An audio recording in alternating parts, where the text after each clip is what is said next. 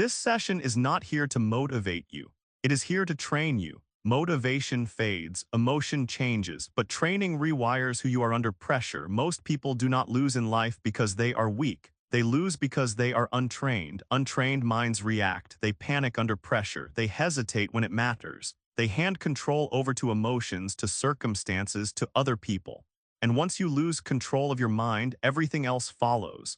Life does not test your intelligence first.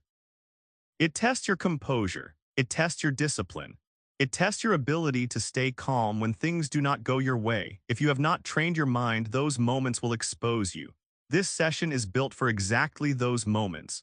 Moments when you feel pressure rising in your chest. Moments when emotions want to take over. Moments when one uncontrolled reaction could cost you respect, money, relationships, or self-trust. Winning in life is not about always being right. It is about staying in control long enough to make the right move.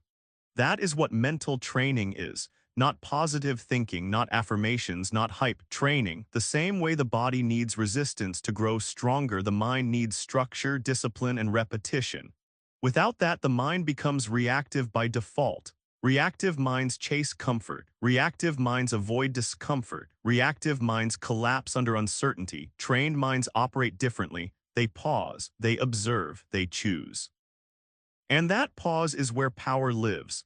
This session is designed to help you build that pause, not once, not occasionally, but consistently. You do not need to change your personality. You do not need to become emotionless. You need to become stable. Calm under pressure is not a personality trait. It is a trained skill. Discipline is not something you either have or do not have. It is something you build through standards and repetition. Clarity in chaos is not luck. It is the result of a mind that has been trained to cut through noise and focus on what matters. In every situation, there is a winner and a reactor. The winner does not always succeed immediately, but they stay in control. The reactor may feel justified, emotional, expressive, but they lose leverage. This session is about shifting you from reaction to control, from impulse to intention, from emotional decision-making to disciplined action. Over the next 70 minutes, you will move through 8 core mental training principles. Each chapter focuses on one skill, not theory, not philosophy for entertainment. Training principles you can apply immediately. You will learn how to stay calm under pressure, how to control your reactions, how to build mental endurance when things get uncomfortable, how to think clearly when situations feel chaotic, how to train the voice inside your head instead of being controlled by it, and how to show up consistently even when motivation disappears. This is not about becoming perfect. It is about becoming reliable, reliable under stress, reliable under uncertainty, reliable when it matters most. Because the person you become in difficult moments is the person who defines your life. If you train your mind, you do not need to fear situations. You stop asking what if things go wrong and start thinking whatever happens, I stay in control.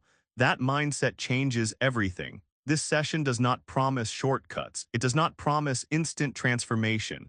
What it offers is something more valuable, a system, a way of thinking, a way of responding, a way of showing up. If you listen passively, nothing will change. If you listen actively and apply what you hear, your internal standards will rise. And when your standards rise, your behavior follows. Throughout this session, you will hear simple principles repeated in different forms. That repetition is intentional because training is repetition. You do not build strength by lifting once. You do not build discipline by deciding once. You do not build control by understanding once. You build it by showing up again and again. So as you listen, do not rush. Let the ideas settle. Notice where your current habits conflict with what you are hearing. That discomfort is part of the training. By the end of this session, you will not be a different person, but you will be more controlled, more grounded, more deliberate. And that is how winning actually starts. Not with motivation, not with confidence, but with a trained mind. Let us begin. Chapter 1: Win Your Inner Games. Winning does not start outside of you. It starts in the space most people never train, the inner game. Before results show up in your work, your relationships, or your decisions, they show up in your thoughts. Before you lose a situation externally, you usually lose it internally first. Most people do not realize this because the inner loss is quiet. It happens when doubt interrupts focus, when emotion hijacks judgment, when hesitation replaces clarity. By the time the external failure appears, the inner battle has already been decided. That is why training your mind is not optional, it is foundational. If your inner world is unstable, no strategy will save you. If your inner world is chaotic, no opportunity will last. The first rule of mental training is simple: you must win inside before you can win outside. Many people try to fix outcomes without fixing the system that creates them. They chase better habits without addressing the mindset that breaks those habits under pressure. They want confidence without training the behaviors that earn it. Confidence without control is fragile. Discipline without clarity is exhausting. Ambition without emotional regulation is self-sabotage. The inner game is the operating system behind everything you do. When it is weak, even small challenges feel overwhelming. When it is strong, chaos becomes manageable. Look at how people react when something does not go their way. Some panic, some complain, some blame, some shut down. Those reactions are not personality traits.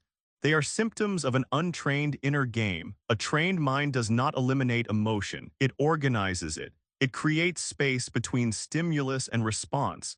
It slows the moment down just enough for choice to exist. That space is everything. Because the moment you react automatically, you hand control away to your emotions, to other people, to circumstances you do not fully understand. Winning the inner game means reclaiming that control. It means becoming the kind of person who does not get pulled off course easily. Not because life becomes easier, but because you become steadier. This steadiness is not natural. It is built. Most people let their inner world be shaped by whatever happens around them. News, social media, other people's moods, unexpected problems. They live in reaction mode. Reaction mode is dangerous. In reaction mode, your standards drop, your patience disappears, your long-term thinking collapses into short-term relief. You say things you later regret. You make decisions you later justify instead of respect. Winning the inner game means exiting reaction mode permanently. It means choosing to be proactive with your mental state instead of passive. This starts with awareness. You cannot control what you do not notice. Most people do not notice their inner dialogue. They do not notice the tension in their body when pressure shows up. They do not notice how quickly their focus fractures under stress. Training begins by noticing without judgment. Notice when your mind rushes ahead. Notice when it catastrophizes. Notice when it seeks comfort instead of progress. Noticing is not weakness.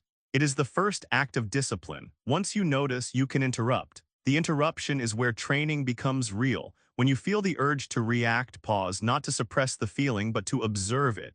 Ask yourself one question: what would a controlled response look like right now? That question alone begins to shift power back to you. Controlled responses are rarely dramatic. They do not look impressive in the moment. They do not release tension instantly. But they protect your long-term position. Emotional reactions feel powerful for a few seconds. Controlled responses build power over time. This is where most people fail the inner game. They choose relief over respect, expression over effectiveness, short-term comfort over long-term control. The trained mind understands something simple. Every situation has two layers: the external event and your internal response. You do not always control the event, you always control the response. The moment you confuse those two, you lose leverage. People say things like, "He made me angry," or "She stressed me out," or "That situation forced my hand." Those statements sound normal, but they reveal surrender. When you give credit to external forces for your internal state, you quietly accept weakness. Winning the inner game means removing that language from your thinking. Nothing makes you react. You react because your mind was not trained to pause. That pause can be built. At first, it feels uncomfortable. You will feel the urge to respond quickly, to defend yourself, to explain, to prove. That urge is the training signal. Just like muscle soreness tells you growth is happening, mental discomfort tells you the inner game is being challenged. Most people escape that discomfort. They distract themselves. They justify their reactions. They tell themselves, that is just who I am. But that sentence is a lie. Who you are is not fixed. Who you are under pressure is trained. The inner game is trained through small, boring repetitions. You do not wait for big moments to practice control. You practice it in minor frustrations, in traffic, in conversations, in delays, in misunderstandings. Those moments are not interruptions. They are the training ground. If you cannot stay composed in small situations, you will not suddenly become composed in big ones. Think about the last time something small threw you off. A comment from a colleague, a cue that moved too slowly, a plan that changed without warning. In those moments, the untrained mind escalates. It says, this is unfair, this is always how it goes, I cannot deal with this. The trained mind responds differently. It notices the friction, names it, and chooses how to move through it. The size of the trigger does not matter. What matters is the habit of responding deliberately rather than automatically. Every small moment you practice this, you are laying the groundwork for how you will handle larger ones.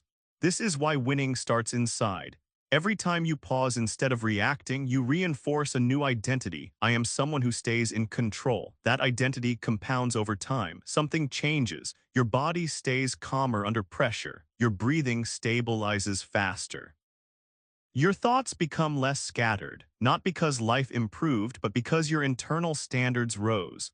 Standards are the backbone of the inner game. A standard is a rule you follow regardless of mood. For example, I do not raise my voice to feel powerful. I do not rush decisions to escape discomfort. I do not explain myself when silence is stronger. These standards feel restrictive at first, but they create freedom. They free you from emotional chaos. They free you from regret. They free you from being pulled into unnecessary battles. Winning the inner game also means choosing your battles wisely. Not everything deserves your energy. Not every comment deserves a response. Not every disagreement deserves engagement. Untrained minds feel compelled to react to everything. Trained minds are selective. Selectivity is strength. When you stop reacting to everything, your attention becomes valuable. And where your attention goes, your life follows. Another critical part of the inner game is patience. Patience is not waiting passively. It is maintaining control while time does its work. Impatient minds force outcomes. They speak too soon. They act too early. They reveal weakness without realizing it. Patient minds wait for alignment. They observe patterns. They choose timing deliberately. Timing is a mental skill. The ability to wait without anxiety is a sign of inner stability. Consider how differently two people can walk into the same high-stakes conversation. One has trained their inner game. They enter calm, grounded, with no need to prove anything immediately. The other enters reactive, already anticipating conflict, already preparing their defense before a word has been spoken. The outcome of that conversation is often decided before it begins. The one who wins inside the room is the one who prepared inside themselves first. That preparation is not an accident. It is the result of deliberate, repeated inner work carried out in ordinary daily moments. This stability changes how others interact with you. People test boundaries unconsciously. They sense reactivity. They sense calm. When they sense reactivity, they push. When they sense calm, they hesitate. This is not manipulation. It is human psychology.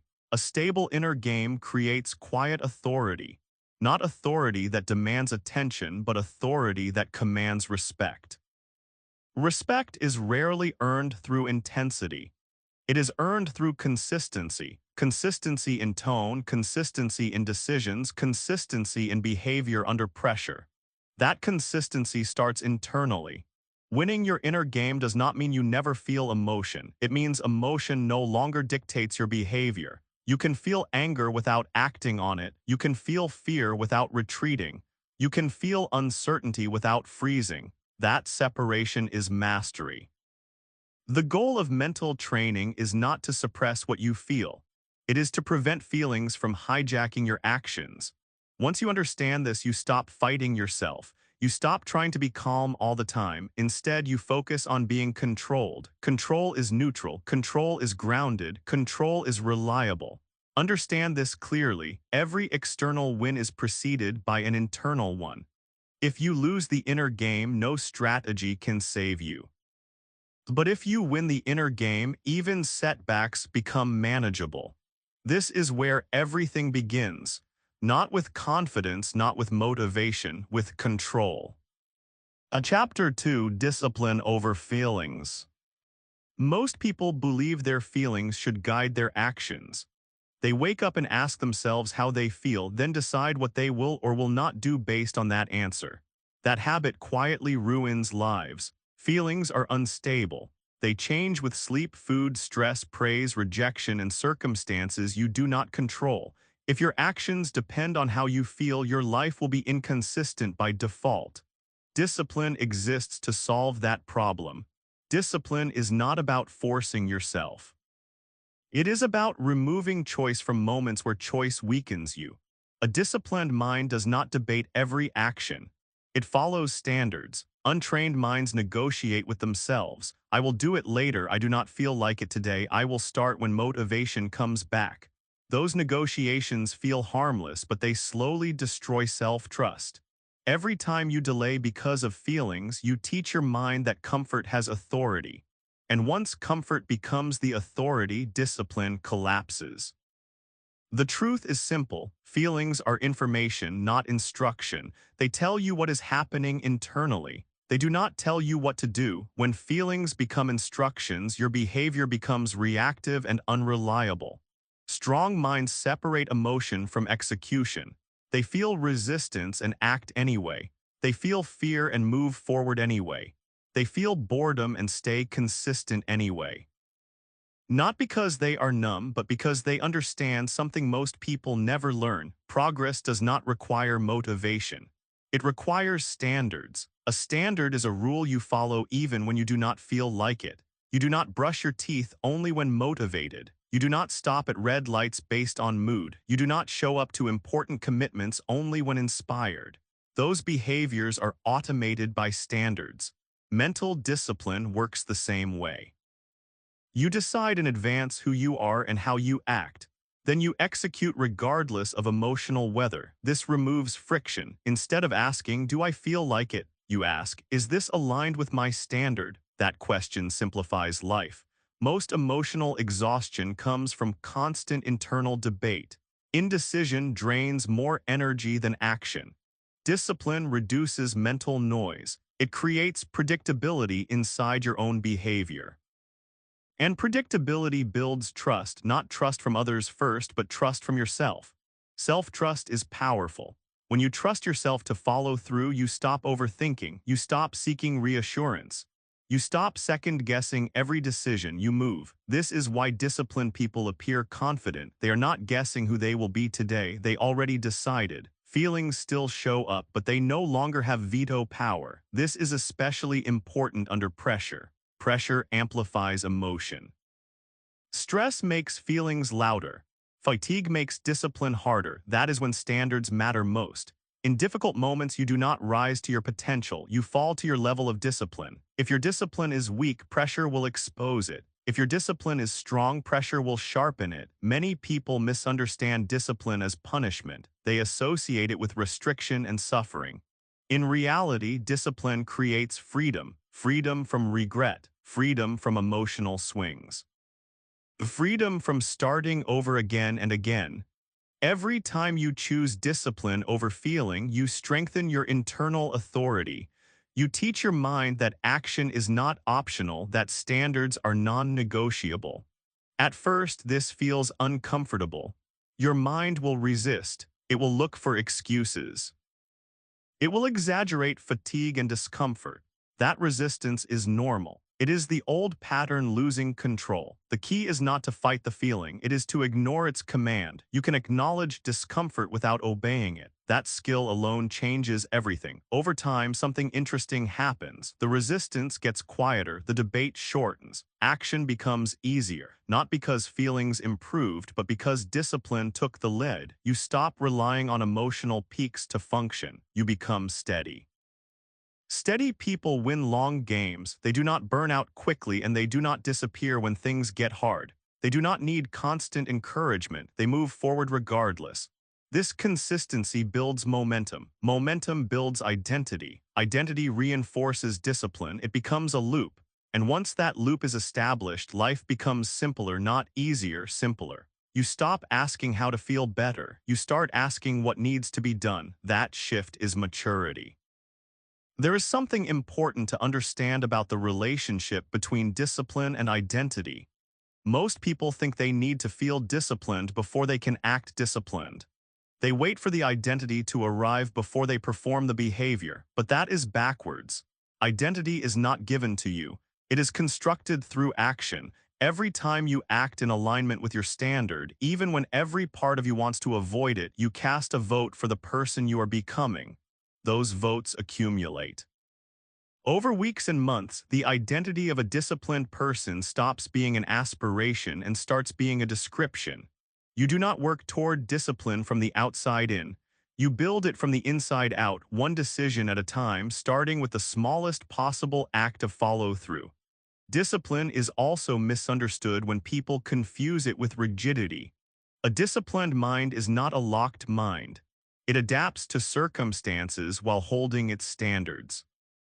You can adjust the method without abandoning the commitment.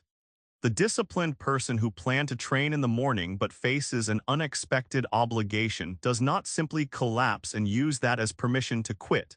They find the window, however small, and they move. The adaptation is different. The standard remains the same. That distinction matters. Flexibility within structure is not weakness. It is intelligent discipline applied to real conditions.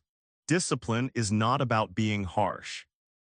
It is about being reliable. Reliable to your goals, reliable to your standards, reliable to the person you are becoming. In every situation, feelings will try to lead. Let discipline lead instead. Chapter 3: Stay calm under pressure. Pressure does not create weakness, it reveals it.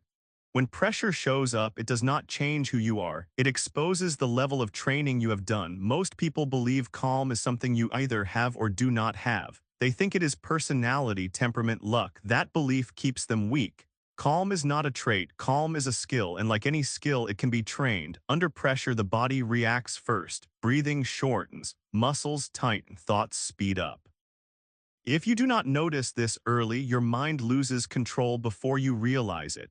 Once the body panics, the mind follows. That is why staying calm starts with awareness, not willpower. You do not force calm, you create the conditions for it. Untrained minds try to push through pressure. They clench, they rush, they override signals. That approach works briefly, then collapses. Trained minds do the opposite. When pressure increases, they slow the moment down. They widen their awareness instead of narrowing it. They lower internal urgency.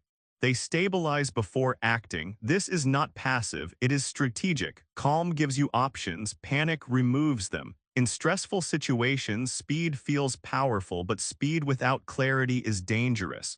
Most bad decisions are made quickly, not thoughtfully. Calm allows you to see what actually matters. When others rush, you observe.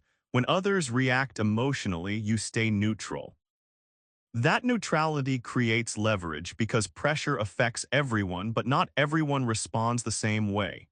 Those who stay calm become anchors, decision-makers, leaders, not because they are louder, but because they are steady. Steadiness signals confidence to others even when you feel uncertainty inside. This is important. Calm does not mean the absence of fear. It means fear does not control behavior. You can feel pressure and still think clearly. The mistake most people make is waiting to feel calm before acting. That moment rarely comes. Calm is built through repeated exposure, not avoidance. You do not train calm by escaping stress. You train it by staying present inside it in small doses in controlled environments. When something triggers you, that is not failure, that is training. Instead of reacting, you pause. Instead of escalating, you breathe. Instead of collapsing into emotion, you ground yourself. Grounding is practical. Slow the breath. Lower the shoulders, relax the jaw. These physical actions send a signal to the mind: we are not in danger. Once the body settles, the mind regains control. This sequence matters. Under pressure, the mind does not calm the body calms the mind. Ignoring this leads to frustration. People tell themselves to calm down while their body is still in a state of fight or flight. That never works. Training calm means working from the outside in. Over time, your nervous system adapts. What once felt overwhelming becomes manageable, not because pressure disappeared, but because your tolerance increased. Tolerance is strength. People who can tolerate pressure can tolerate responsibility, complexity, and uncertainty. That is why calm is a competitive advantage. In business, in relationships, in conflict, in decision-making, when others lose clarity, you gain it. When others speak impulsively, you choose your words. When others rush outcomes, you control timing. Timing decides outcomes. Many conflicts escalate unnecessarily because no one stayed calm long enough to de-escalate them. The calm person controls the temperature of the room. That control is silent but powerful. It changes how others behave around you. They slow down, they mirror your tone, they reconsider. This is influence without force. Calm also protects you from regret. Most regret comes from emotional decisions, words spoken too quickly, actions taken too soon. Staying calm gives you space to act in alignment with your values. That alignment builds self-respect, and self-respect strengthens the inner game. It is worth examining what calm actually looks like in practice because many people confuse it with passivity or detachment. Staying calm does not mean you are disengaged. It does not mean you do not care. It means you care enough to protect your clarity. A surgeon who remains calm during a difficult procedure is not indifferent to the patient. They are deeply invested. Their calmness is not distance, it is precision. It is the state that allows their skill to function at full capacity. You can apply the same principle anywhere. Staying calm in a difficult conversation is not a sign that the conversation does not matter to you. It is a sign that you are prioritizing the outcome over the performance of emotion. One practical way to train calm is to use moments of minor frustration as deliberate practice. When the technology fails, when someone is late, when a plan collapses, instead of allowing the familiar spiral of irritation to take hold, treat it as a controlled training environment. Notice the first physical sign of rising tension. Then make one deliberate choice: slow the breath before doing anything else. This is not a complex technique. It is a simple, repeatable act of reclaiming the moment. Done consistently across thousands of small moments, it builds a nervous system that defaults to steadiness rather than reactivity when real pressure arrives. Over time, calm becomes your default, not because life got easier, but because you stopped feeding urgency. Urgency is often imagined. Pressure is often exaggerated. A trained mind sees this clearly. It understands that very few moments require immediate reaction. Most require patience. The ability to pause under pressure is one of the highest forms of discipline. It is the difference between being controlled and being in control. Remember this: calm is not weakness. Calm is control, and control wins in every situation. Chapter 4: Control Your Reactions. Reactions feel automatic, but they are not uncontrollable. They are habits, and like all habits, they can be retrained. Most people believe reactions are honest. They think reacting quickly means being authentic. They confuse expression with strength. In reality, reaction is surrender.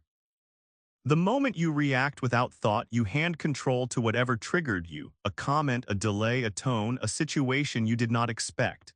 That trigger becomes the leader, you become the follower. Strong minds reverse that relationship. They do not eliminate reaction, they delay it. That delay is the difference between being provoked and being powerful. Reactions collapse space.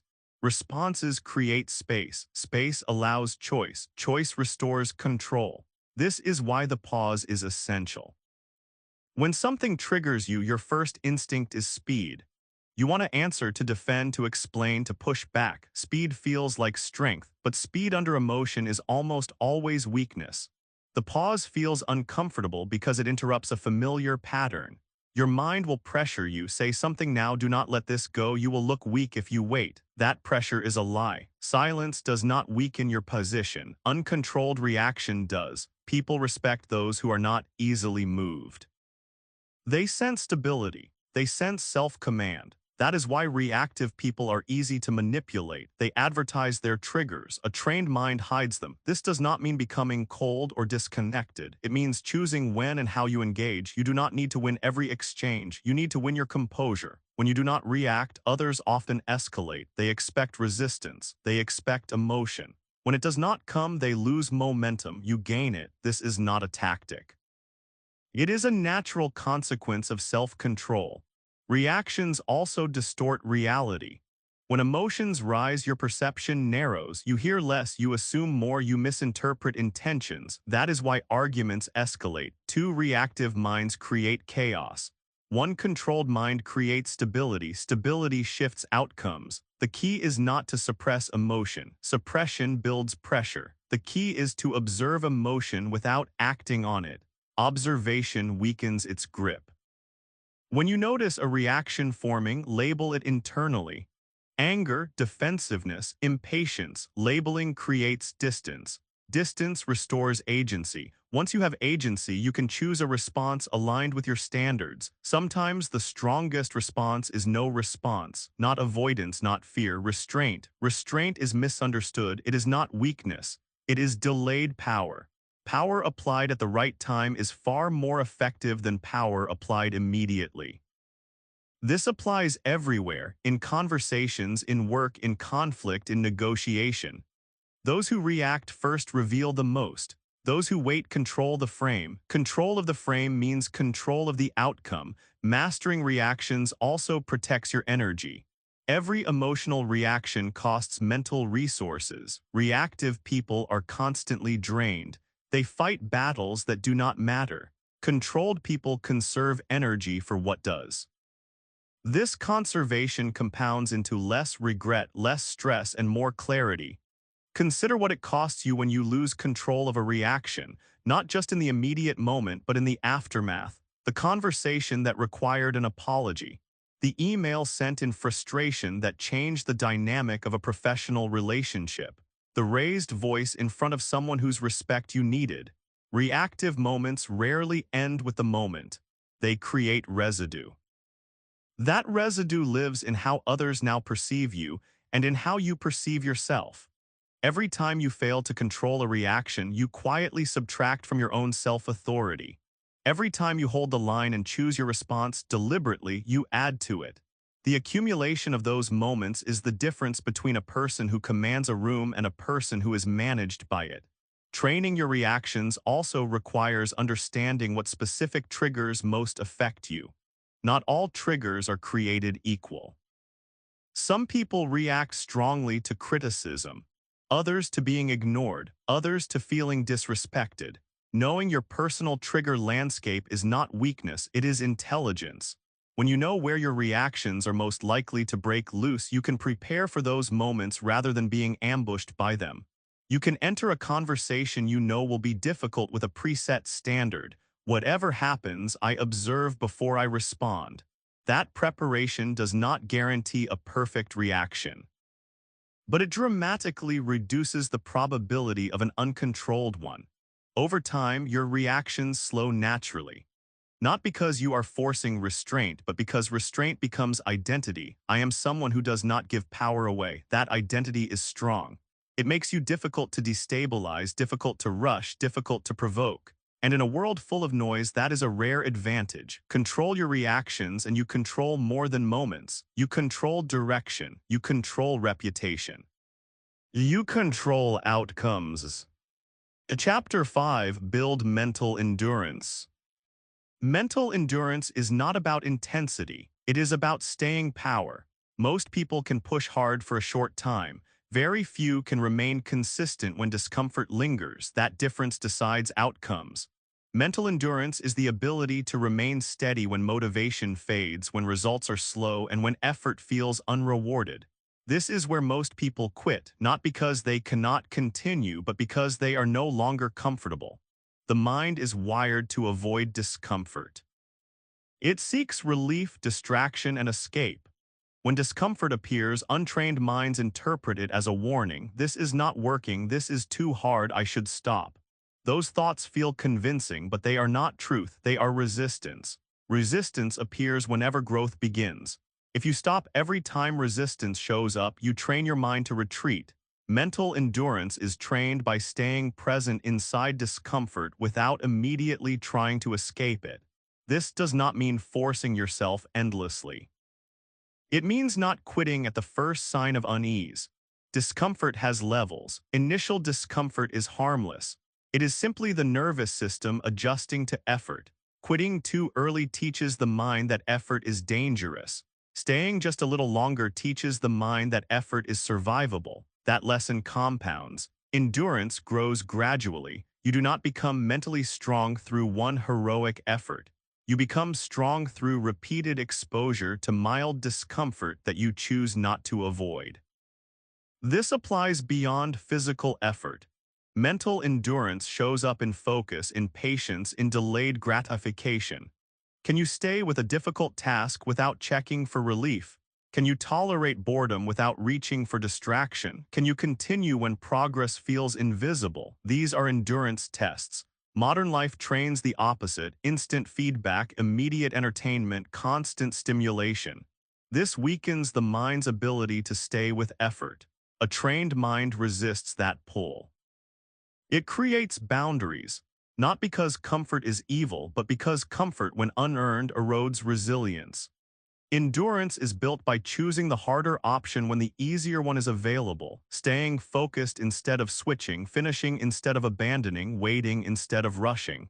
These choices seem small, but they shape identity. I am someone who stays. That identity changes how you approach challenges. Instead of asking, how can I escape this, you ask, how can I remain steady? Remaining steady does not mean ignoring limits. It means distinguishing between discomfort and damage. Discomfort strengthens, damage weakens. Learning the difference is part of training. Most people confuse the two because they have never stayed long enough to find out. Mental endurance also protects against emotional collapse. When you are used to discomfort, emotional swings lose their power. Stress becomes familiar. Pressure becomes manageable. This familiarity is calming. You no longer panic when things feel heavy. You trust your capacity to endure. That trust is powerful. It reduces anxiety because anxiety thrives on uncertainty. When you know you can stay with difficulty, you stop fearing it. Endurance also improves decision-making. When you are uncomfortable, the urge to make quick decisions increases. Endurance allows you to wait. Waiting prevents mistakes. Many poor decisions are made not because people lacked intelligence, but because they lacked endurance. They could not tolerate uncertainty long enough to see the situation clearly. A mentally enduring person can hold tension without rushing resolution. That ability creates better outcomes. Mental endurance also changes how you relate to failure. Untrained minds see failure as a signal to stop. They personalize it. They attach meaning too quickly. This proves I am not good enough. This is not for me. I always end up here. Those conclusions feel logical in the moment, but they are shortcuts. A mind with endurance does not rush to meaning. It stays with the experience longer. It separates outcome from identity. Failure becomes data, not a verdict. When failure attacks identity, people quit to protect their ego.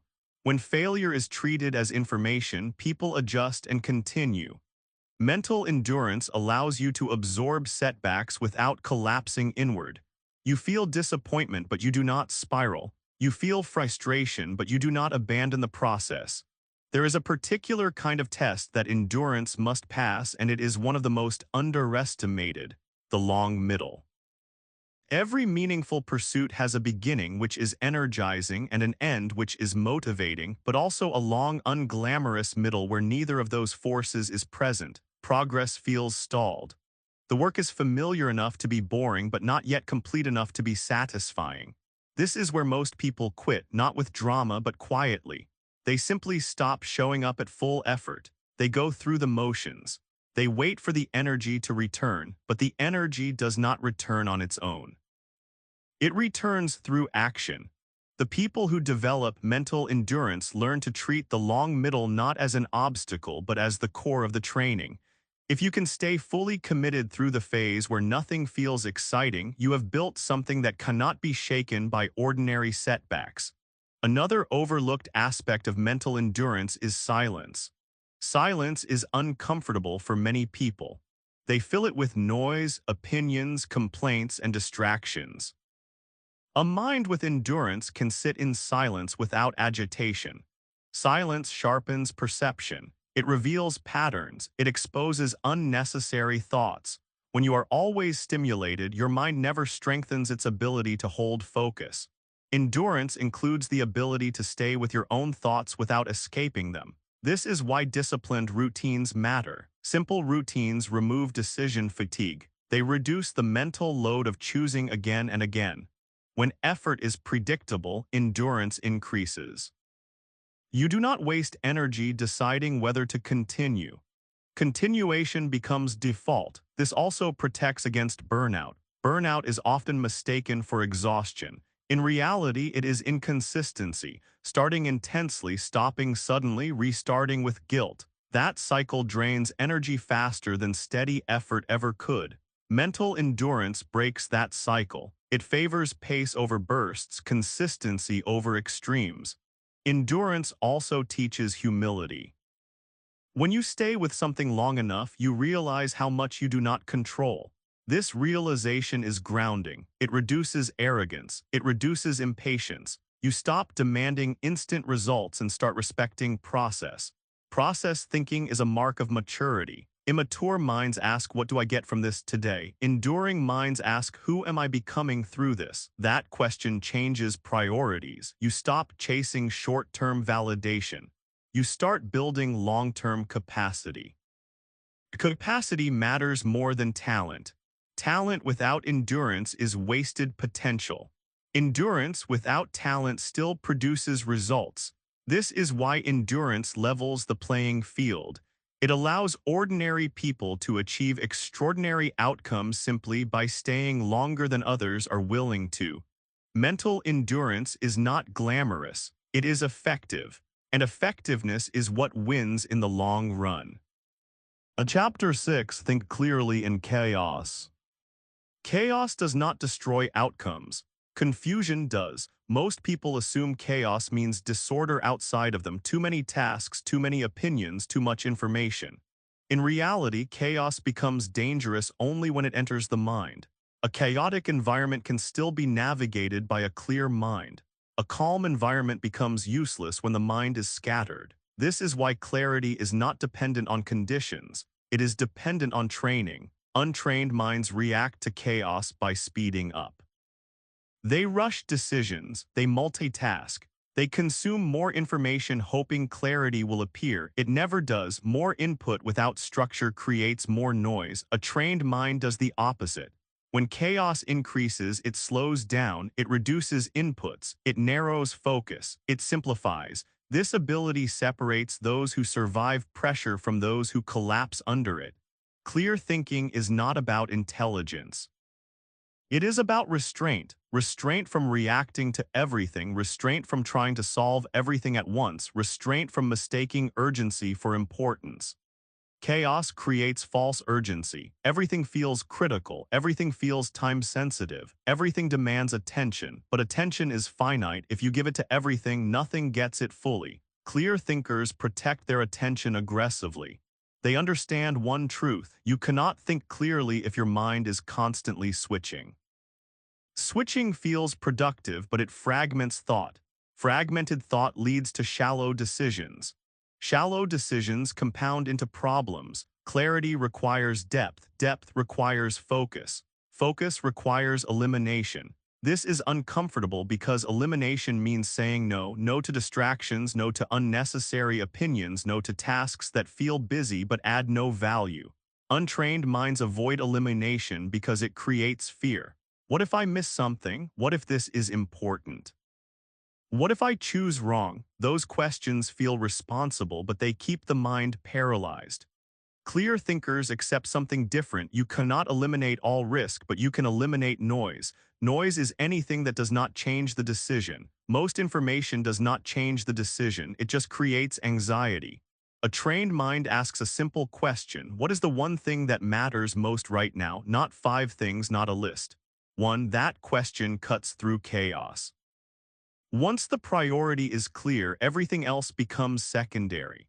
Secondary does not mean irrelevant, it means not now. This sequencing is powerful. Chaos overwhelms people because they treat everything as simultaneous.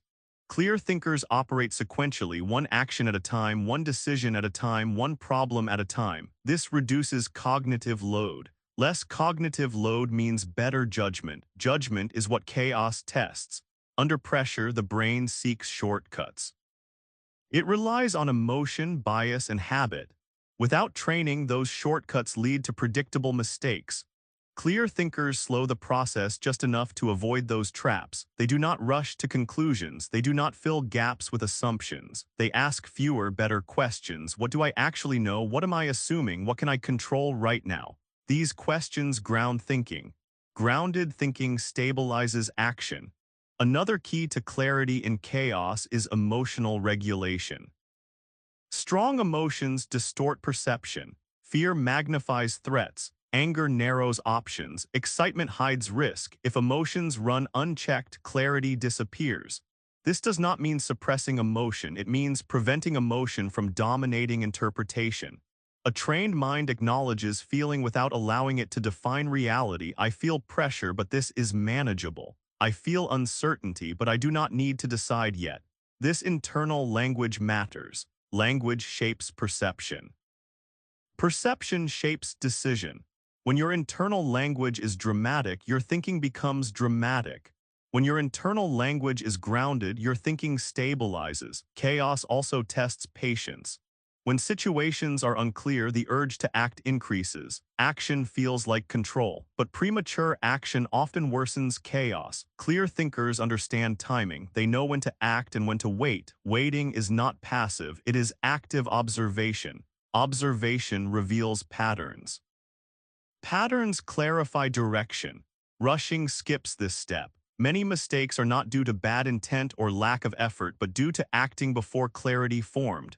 Clear thinking respects the process. It allows ambiguity without panic. This tolerance for ambiguity is rare. Most people crave certainty. They want answers now. When certainty is unavailable, they invent it. They convince themselves of narratives that reduce discomfort. Those narratives feel comforting but lead to error. Clear thinkers resist this temptation. They remain neutral longer. Neutrality creates accuracy. Accuracy improves outcomes. Another important element is mental decluttering. Chaos outside often mirrors clutter inside. Too many unresolved tasks, too many unfinished thoughts, too many open loops. Each open loop drains attention. Clear minds close loops deliberately. They write things down. They externalize information. They do not rely on memory under stress. This frees mental space.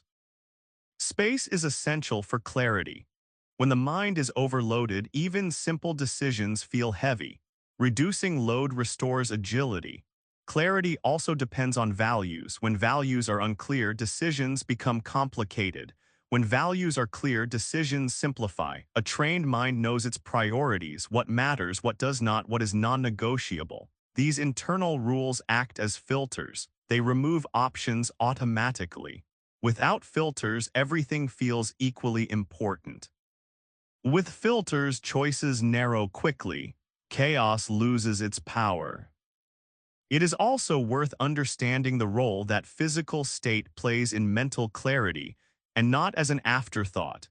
Sleep deprivation alone can reduce your ability to think clearly under pressure to a level that no amount of mental training can fully compensate for in the short term. The same is true of chronic stress without recovery or prolonged periods of poor nutrition. This does not mean you need a perfect life to think clearly.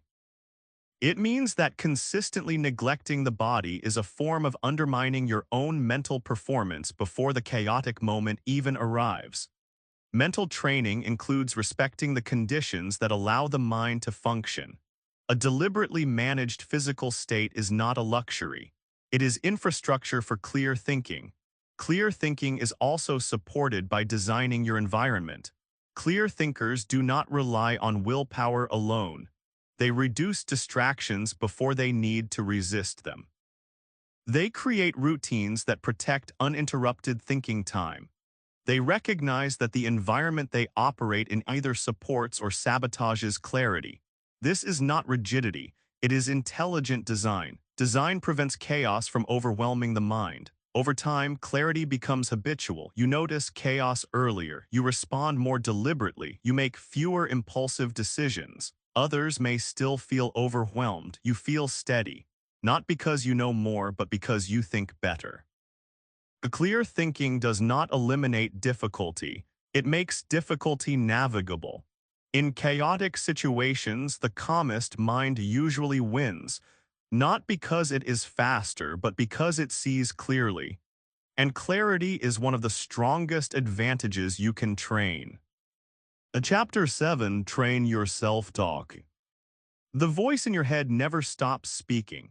It narrates your actions. It explains your failures. It predicts your future. Most people never question that voice. They assume it tells the truth. That assumption quietly shapes their entire life. Your self-talk is not commentary. It is instruction. It tells your nervous system how to respond. It tells your mind what to focus on. It tells your body whether to tighten or relax. If that voice is weak, chaotic, or hostile, your behavior will follow. Training your self-talk is not about being positive, it is about being precise. Untrained self-talk is emotional, it exaggerates, it generalizes, it dramatizes. I always mess this up. This is impossible. I am not built for this. Those phrases feel natural, but they poison action. They collapse effort before it begins. A trained mind does not speak in absolutes. It speaks in instructions. This is uncomfortable, not dangerous. This requires patience. Focus on the next step. That difference matters. The mind follows language. If the language is unstable, the mind becomes unstable.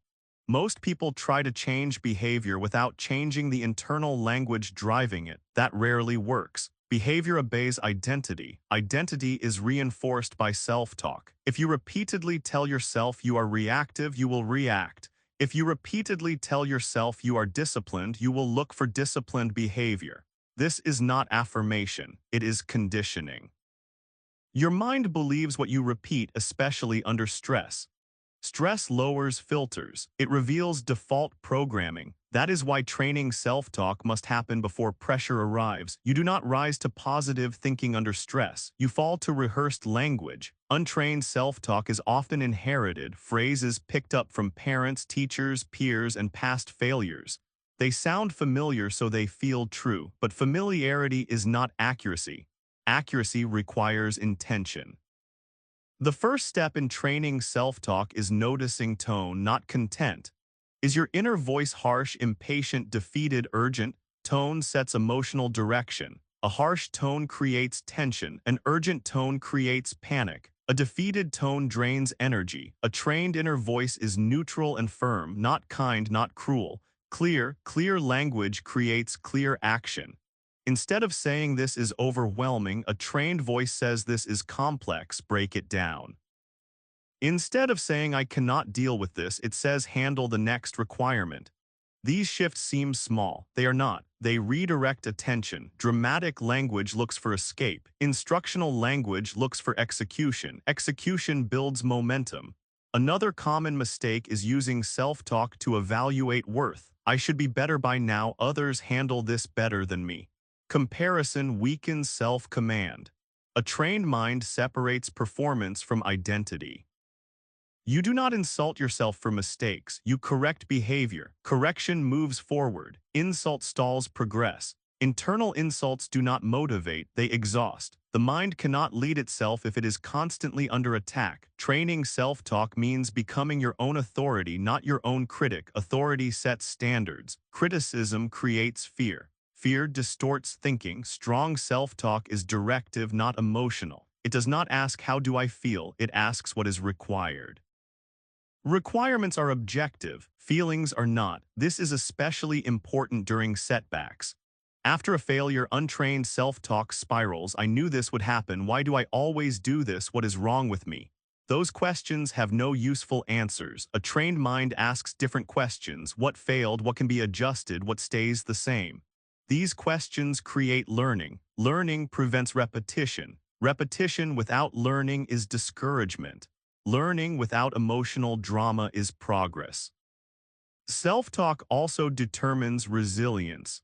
When things go wrong, the inner voice either escalates or stabilizes the situation. Escalating language adds pressure. I am behind. Stabilizing language restores control. I have time to choose correctly. Space allows better decisions. A trained mind protects space internally even when time is limited externally. Another element of self-talk training is consistency. Many people speak to themselves differently depending on mood, encouraging one day, defeated the next. That inconsistency creates instability. A trained inner voice is consistent. It does not fluctuate wildly. It does not negotiate standards. It sounds the same on good days and bad days. This reliability builds trust. When you trust your inner voice, you act faster. You stop doubting yourself mid-action. You stop seeking external reassurance. That independence is strength. Self-talk also shapes how you interpret others. If your internal voice is defensive, you will perceive threats everywhere. If it is grounded, you will perceive information.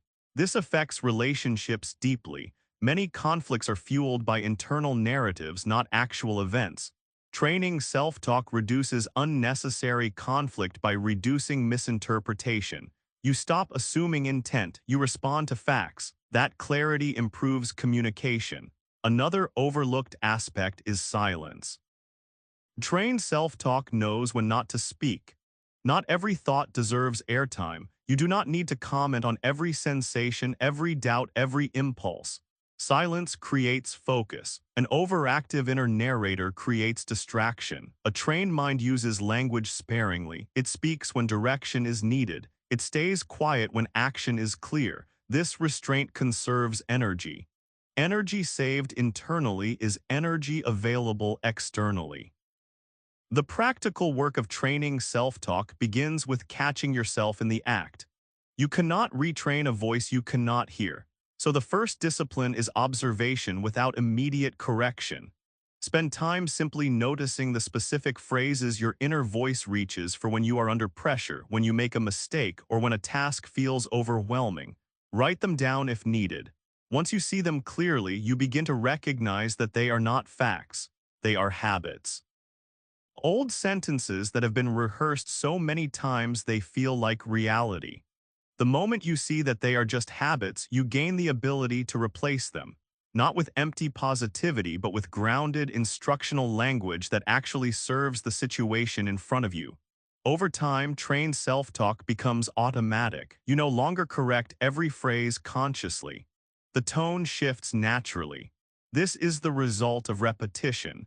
You replace weak phrases not once but repeatedly. You interrupt exaggeration again and again. You choose precision over drama. Eventually, precision becomes default. This changes how pressure feels. Pressure no longer triggers panic, it triggers instruction. What is the move? What matters most? What stays under control? That mindset is powerful because in every situation, the voice in your head sets the ceiling for your behavior. If that voice is scattered, you scatter. If that voice is steady, you steady. Training your self-talk is training leadership. Leadership over attention, leadership over emotion, leadership over action. And once that leadership is established, external chaos loses much of its influence. The world may still be loud. Situations may still be uncertain, but internally you are directed. You know what to do, you know how to respond, not because someone told you, but because your mind speaks clearly. That clarity is earned. It is one of the most powerful forms of mental strength you can build. The Chapter 8 show up no matter what. Most people do not fail because they lack talent. They fail because they disappear. They disappear when motivation fades. They disappear when progress slows. They disappear when effort stops feeling exciting. Showing up is the rarest skill. It sounds simple. It is not. Showing up means acting without emotional permission. It means continuing without reassurance. It means staying engaged when there is no immediate reward. Untrained minds wait for alignment. They wait to feel ready. They wait for clarity, confidence, or motivation. Those states are unreliable. A trained mind does not wait, it moves on schedule. Schedule beats mood every time. When you show up consistently, you remove decision-making from the equation. There is no debate, there is no negotiation. You do not ask whether today feels right. You act because this is what you do. This consistency builds identity. Identity is stronger than motivation. Motivation fluctuates, identity holds. When you see yourself as someone who shows up, absence becomes uncomfortable. Skipping feels wrong. Quitting feels foreign. This internal pressure is healthy. It replaces external discipline with internal expectation. Showing up also trains self-respect. Every time you follow through, you reinforce trust with yourself. Self-trust is foundational. Without it, confidence collapses under pressure. With it, you act decisively. Decisiveness is not certainty. It is commitment. Showing up teaches commitment. You commit to effort without knowing the outcome. That willingness is rare.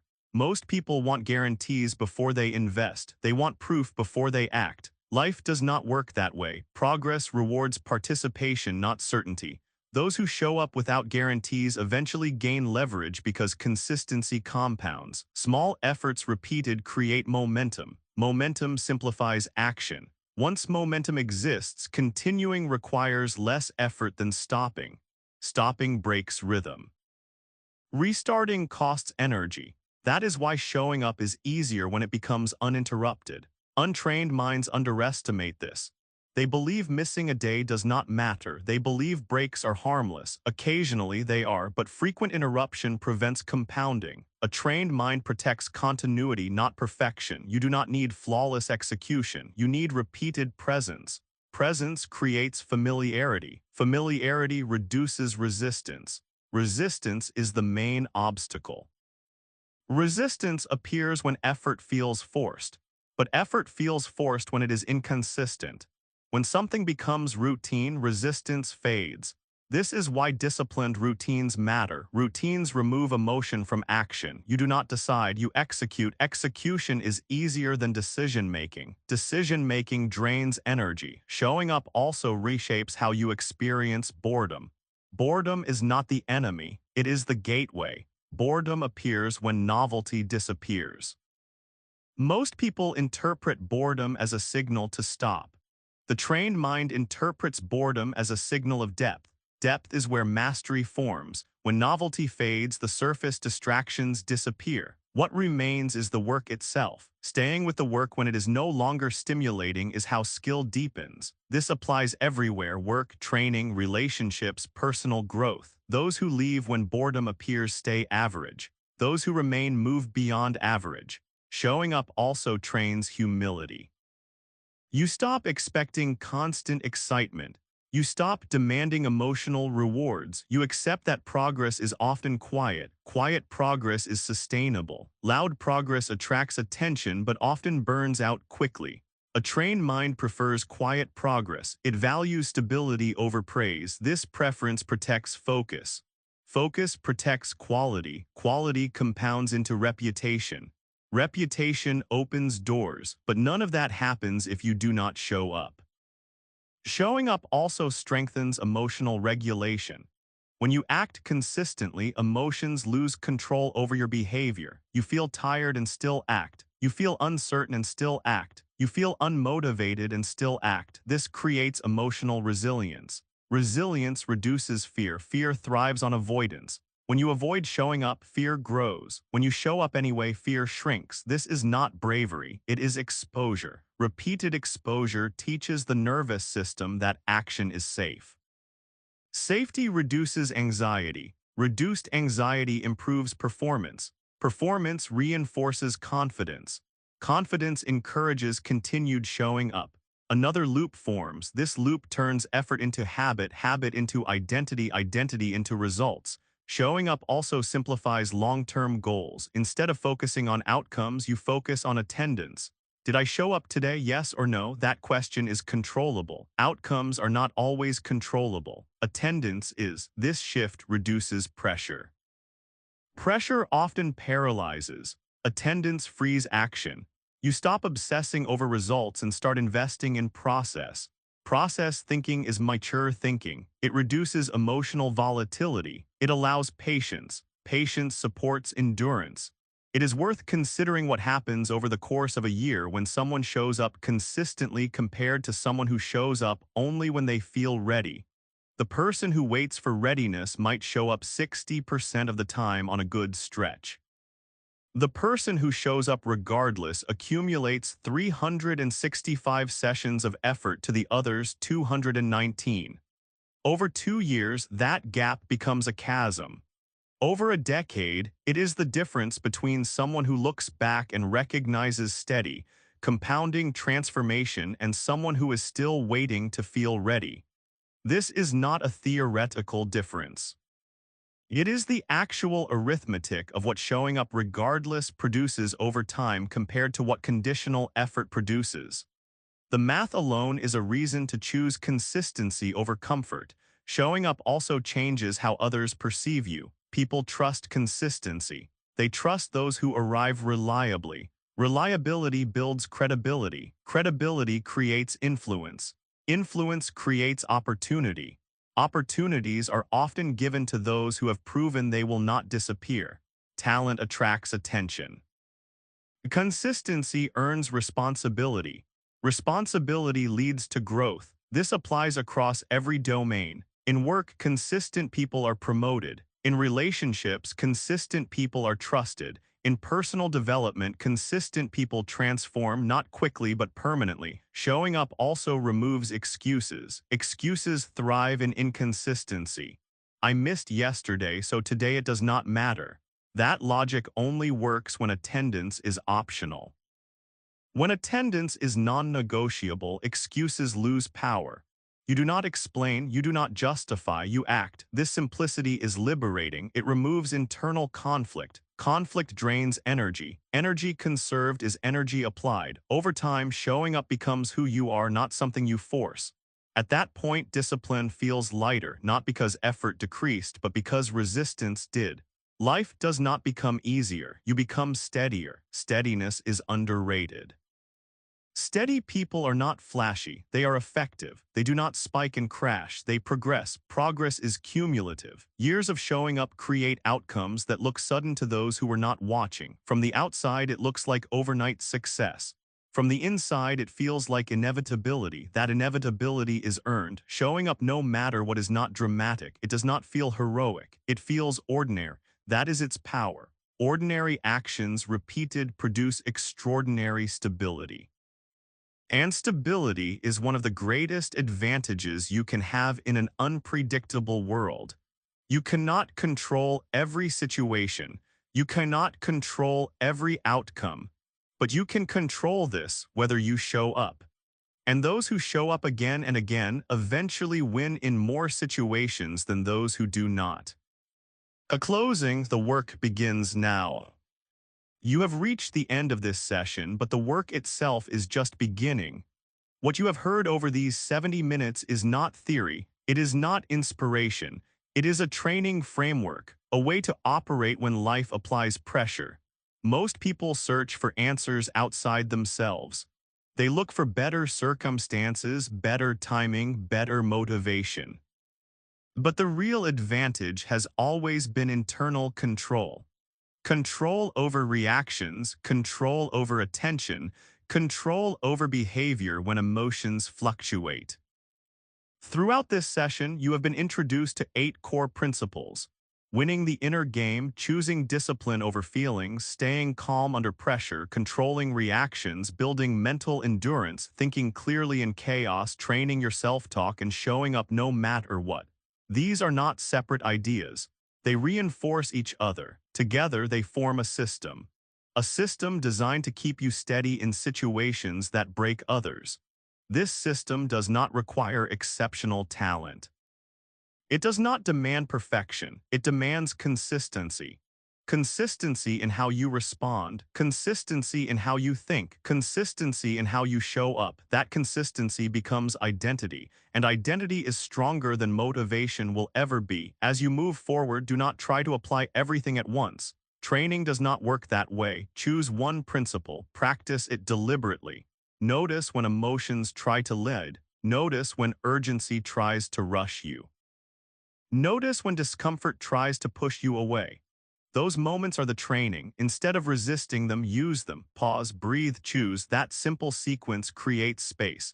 And in that space, you regain control. You do not need to eliminate pressure. Pressure is unavoidable. You need to increase your capacity. Capacity allows you to hold more responsibility, more uncertainty, more challenge without losing clarity. That is mental strength. Mental strength is quiet. It does not announce itself. It shows up in decisions that do not need explanation. It shows up in restraint when reaction would feel easier. It shows up in consistency when quitting would feel justified. Over time, those choices compound not dramatically but reliably. And reliability wins more often than intensity. If there is one idea to carry with you, let it be this: you do not win in life by waiting for perfect conditions. You win by becoming the kind of person who stays in control in imperfect ones. That control is not gifted, it is trained. This is the path to create your iron mind, a mind that does not break under pressure, that does not surrender to comfort, that does not waver when the situation demands steadiness. Train your mind daily, not when it is easy, not when you feel inspired. Train it when it matters, when emotions rise, when pressure builds, when results are uncertain. Those moments define outcomes. As you step back into your life, remember this: you may not control every situation, but you always control your response. And when you control your response, you control your direction. That is how winning actually happens. Not by chance, not by luck, by training. Before you move on, understand this clearly. Mental training is not something you complete. It is something you maintain. Just like physical strength fades when training stops, mental strength weakens when discipline disappears. There will be days when everything feels aligned, and there will be days when nothing does. The purpose of training is not to eliminate bad days. It is to prevent bad days from controlling your behavior. This is where most people relapse into old patterns. They train when life is calm, then abandon structure when life becomes chaotic. But chaos is when training matters most. When routines break, when pressure rises, when emotions feel louder, that is when you return to the fundamentals. Control your breath, slow your reactions. Simplify decisions, show up anyway. You do not need to do more, you need to do what works consistently. Mental training is cumulative. Each small act of discipline adds a layer of resilience. Each moment of restraint strengthens your internal authority. Each time you show up without emotional permission, you reinforce identity. That identity will carry you through moments when motivation disappears entirely. There will be times when no one sees your effort. No one praises your restraint. No one acknowledges your consistency. That is normal. Mental strength is built in private. The reward is not applause. The reward is stability. Stability in how you think, stability in how you act, stability in how you handle pressure. And that stability changes how life responds to you. People trust you more. Situations feel less overwhelming. Decisions become cleaner, not because the world softened, but because you hardened intelligently. You did not become rigid. You became grounded. That is the goal. So when you feel tested again, and you will, remember this: you are not behind, you are not failing, you are training. Return to the principles, apply them quietly, and keep moving forward. That is how control becomes natural. And when control becomes natural, winning stops feeling rare and starts feeling repetitive. Train your mind, and you will be ready for every situation. Version Grab the PDF for half a cup of coffee, $2. Link is in the description and the comments.